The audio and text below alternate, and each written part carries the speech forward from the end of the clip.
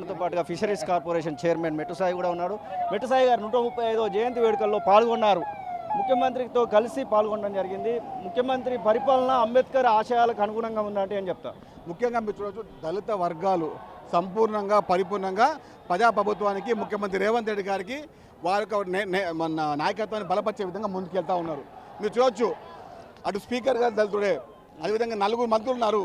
అంటే ఇదంతా ఎవరు ఇచ్చిస్తారు? కారణం ఎవరు? బిఆర్ అంబేద్కర్ గారి యొక్క నేతృత్వమే. ఆయన రాజ్యాంగం చెప్పడం జరిగింది.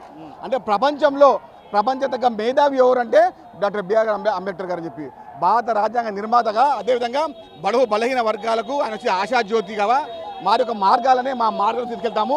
వారి మార్గాలను ఏ విధంగా కూడా 100కు 100% ఆచరించి తెలంగాణ రాష్ట్ర వ్యాప్తంగా దళిత బహుజన వర్గాలందరికీ కూడా న్యాయం చేస్తామని చెప్పడం జరిగింది. ఇది ఒక మాకు ఆశయంగా భావిస్తున్నాం. దళిత వర్గాలు సంపూర్ణంగా పరిపూర్ణంగా కాంగ్రెస్ పార్టీ ముఖ్యమంత్రి రేవంత్ రెడ్డి గారికి వారికి అన్ని వర్గాలకు ఆశయంగా ముందుకెళ్తున్నాం. ఎవరు ఏమనుకున్నా గతంలో ప్రభుత్వాలు కేవలం దళితులను వాడుకున్నారు. కానీ ఈ ప్రభుత్వంలో దళితులకు పెద్దపీట, నాయకత్వం పెద్దపీట, ఎక్కడ ఉన్నా కూడా బహుజన బలహీన వర్గాలకు నాయకత్వం ముందే విధంగా ఉంటుంది. ధన్యవాదాలు. అసలైన తొలి వెలుగు. ఫాలో వాట్సాప్ @తొలి వెలుగు అఫీషియల్.